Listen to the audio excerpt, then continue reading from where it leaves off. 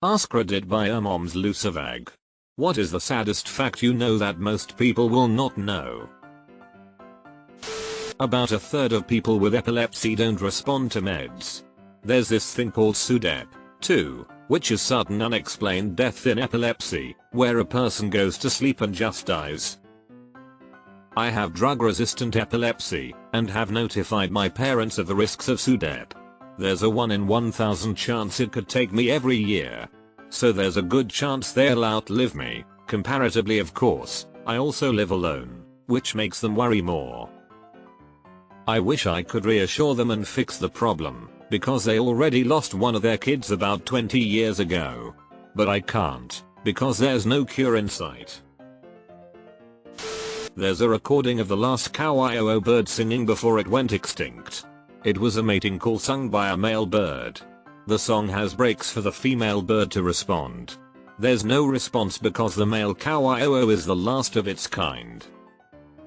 What's even sadder is that the person who recorded it until the bird flew away, then replayed the song to make sure they got it, and the bird came back because he thought he heard another cow.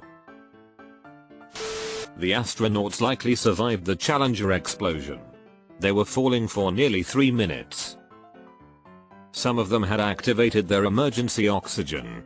Supposedly there are audio recordings of their last moments. Florida's coral reef tract, the third largest in the world, has experienced 99.5% coral cover loss since 1970, 30% of which since 2008. I have witnessed fields of coral, covered with fish, reduced to lifeless fields of rubble. I'm only in my 30s, but I remember as a kid walking the beach with my grandmother on the Gulf Coast and collecting what felt tons and tons of shells, though she always insisted there were way more when she was little. That seemed crazy to me until I realized every year there were less and less. Now here we are. The man who directed the rape of Nanjing, the brutal murders and tortures of hundreds of thousands of innocent civilians, Prince Yasuhiko Osaka, never saw justice. He grew old playing golf and died of natural causes at 93. I can usually read about pretty gruesome cases about crime, murder, torture without it upsetting me, but this, I had a professor warn my class about it before suggesting we don't Google it. I googled it, read one instance of what specifically happened to a man who was tortured, and then never interacted with content about this particular case ever again. It's its own realm of brutality. Like it's not solely rape and murder. It's things you never could have imagined were even possible to do to someone. I hope that guy is rotting in hell. We abandoned the pigeons. We spent centuries domesticating them, being friendly to them, and as a result they moved to our cities and relied on us. Then we decided they were pests. I follow a few pigeon owners on social media. They look like the sweetest, gentlest birds. The amount of tumors found in the average autopsy of elderly people is insane. How easily you can die for little to no reason. The human body is surprising in its resilience and fragility. Where I live, there are 13 high schools, 70% of the students are in foster care. Ex-wedding photographer here. A lot of people are wildly disappointed with their wedding day. Like so much so they'll lash out at wedding vendors. One of the main reasons people quit working in the wedding industry is due to ongoing abuse from their clients. You can do one tiny thing less than perfect and they can turn on you. I've even seen 2 different photographers move cities entirely just to escape past clients. In the industry we call it the wedding hangover and it usually hits 2 weeks after. There's such a huge over-expectation, in the US at least, for your wedding day to be this perfect, ideal day where it's normal to spend $100k so that everything is beautiful and perfect. Of course it's never going to be perfect. Of course everything isn't going to go right. It's absolutely inevitable that people will be disappointed. The wedding industry itself has partly created the problem. I think someone said this in another thread the other day, but it sat with me. You don't recognize your lasts. The last time you ever hung out with your school friends. The last time you spoke to your grandfather. The last time you hugged your pet. Etc. Point is, we never know when we are in a moment that this could be the last time you ever do this unless going through some kind of life change. You just don't realize this moment is special, and because of that, you most likely won't remember it. I mean, sometimes you do know it's your last time with someone. It's not better. As people age, they often experience loss of friends, family members, and social connections. In many cases, elderly individuals may find themselves living alone, with limited mobility, and facing health challenges that further isolate them from the outside world. Studies have shown that chronic loneliness among the elderly can have serious negative effects on physical and mental health, leading to depression, anxiety, and even increased mortality rates. Despite their wealth of life experience, wisdom, and often a desire for companionship, many older adults struggle with profound feelings of loneliness, which can go unnoticed by society at large.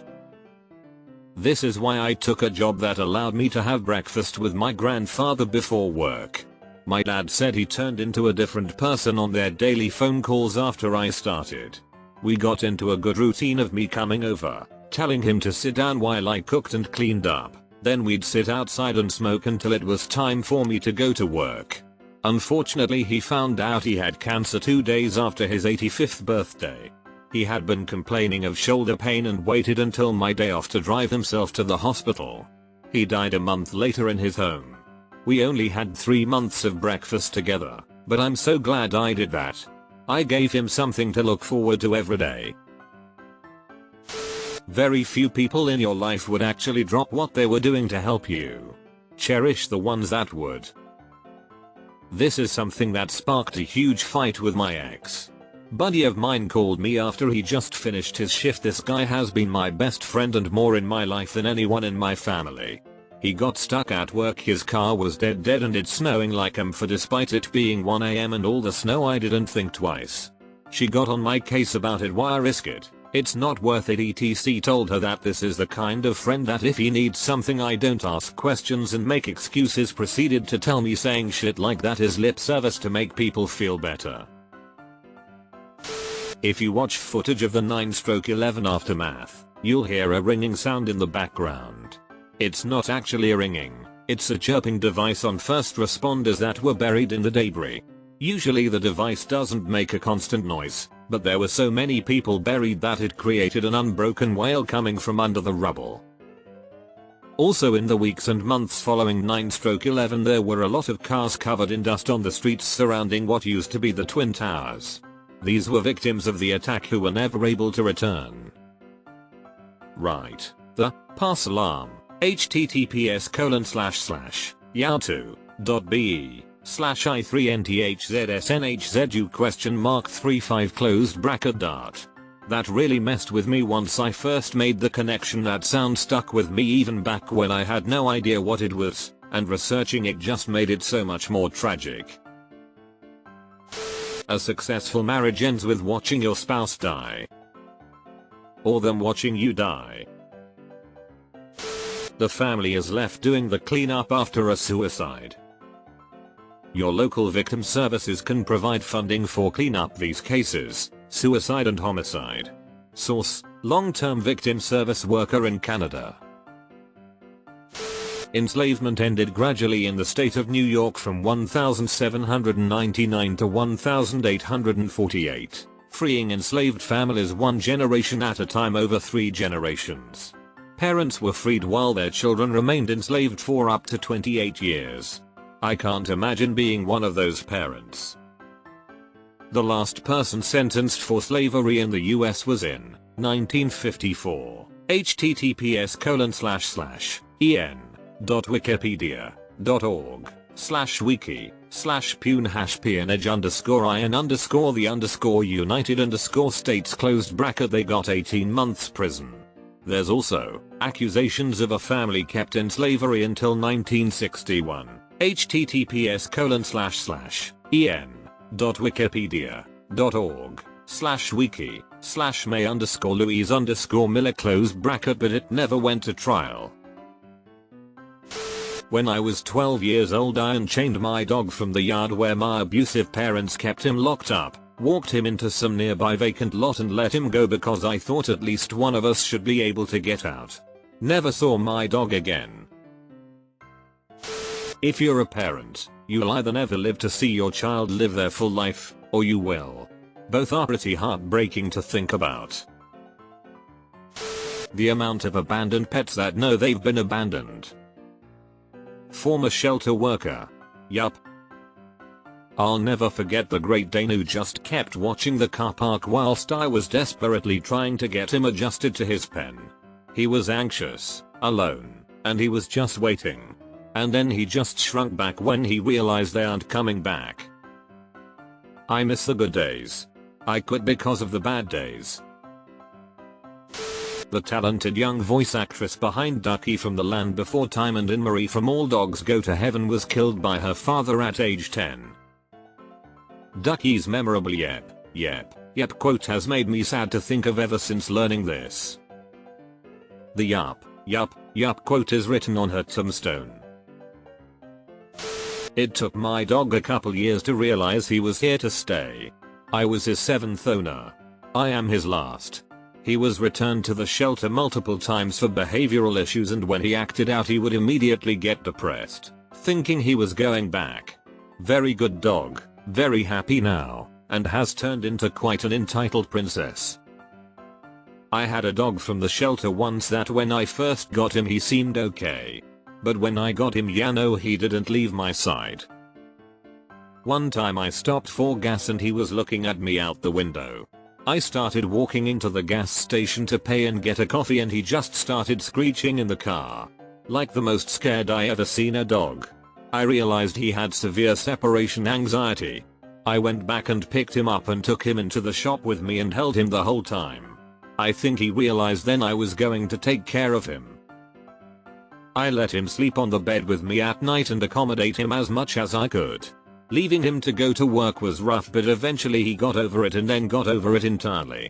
Near the end of his life I'd just be like, okay, time to go to work, and he'd go get in his crate and bury himself in a blanket and was fine with it. Why did I click this first thing in the morning on a Monday? Among dog breeds, beagles are particularly friendly, sweet, and forgiving. That's why they're one of the most common breeds used for animal testing.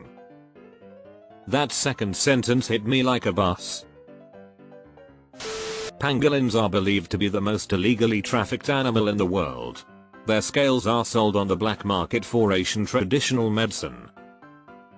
There's this ad that keeps running on NTA, Nigeria Television Authority, with Davido, a popular Afrobeats musician, with a plea to stop animal trafficking, and amongst them was pangolins.